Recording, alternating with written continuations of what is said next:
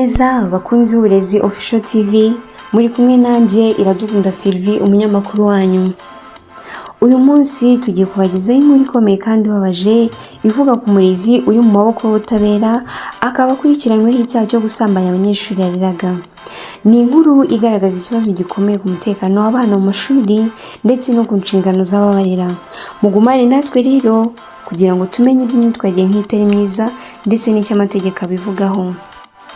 Umukozi ushinzwe imyitwarire y'abanyeshuri mu ishuri rya Sainte Unité de Ruhango riherereye mu karere ka Ruhango amaze iminsi atawe muri yombi n'urwego rw'igihugu rw'ubugenzacyaha RIB, aho akurikiranyweho gusambanya abana babiri baryigamo abanje kubatumizaho mu biro bye ngo baganire ku myitwarire yabo. Ikinyamakuru Radio TV10 ari nacyo dukesha inkuru kivuga ko itabwa muri yombi ry'umwanimateri ryanemejwe n'umuvugizi w'urwego rw'igihugu rw'ubugenzacyaha RIB, Dr Murangira Thierry, waboneyeho kunenga imyitwarire nk'iriya y'umuntu w'umurezi wakwisanga yakoze ibikorwa nka biriya bigize icyaha. Yagize ati "Ntabwo bikwiye kandi si ibyo kwihanganirwa ko uwitwa umurezi akwiye gukekwa kugira uruhare mu bikorwa nka biriya by'ubugome byo gusambanya abashinzwe kurera. Ni mu gihe ukekwaho iki cyaha we acumbikiwe n'urwego rw'igihugu rw'ubugenzacyaha RIB, mu gihe hagikomeje gukorwa iperereza kugira ngo akorerwe dosiye y'ikirego maze ishyikirizwe ubushinjacyaha buzamuregere urukiko rubifitiye ububasha."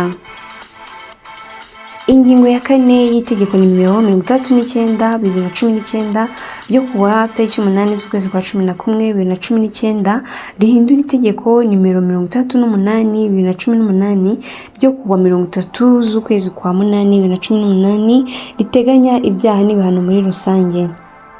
Umuntu wese ukorera ku mwana kimwe mu bikorwa bishingiye ku gitsina bikurikira abakoze icyaha.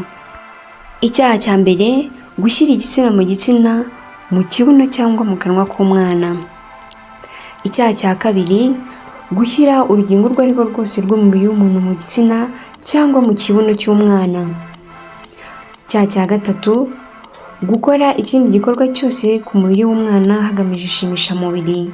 Iyo bihamijwe n'urukiko ahanishwa igifungo kitari munsi y'imyaka 20 ariko nanone kitarengeje imyaka 25. Iyo umuntu mukuru asambanyije umwana uri munsi y'imyaka 14, igihano kiba igifungo cya burundu kidashobora kugabanywa kubera impamvu nyoroshyacyaha. Iyo umuntu mukuru asambanyije umwana ufite cyangwa urengeje imyaka 14 bigatera umwana indwara idakira cyangwa ubumuga, igihano kiba igifungo cya burundu. Barezi rero cyangwa abandi bakozi muri rusange, mwumvireho ko wabashwa umuntu uyobora ukamujyana mu bikorwa nk'ibi bimwangiriza ubuzima ni ibintu bibi cyane. Ibi kandi birareba umunyarwanda wese, yewe n'umunyamahanga, yaba umugabo cyangwa umugore.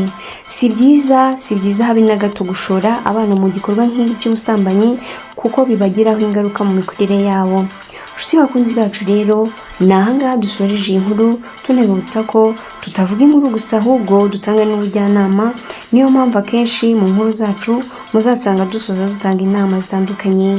Mukomeze kudushyigikira, mukanda kukazugira, munatanga n'ibitekerezo byanyu, ni ingenzi.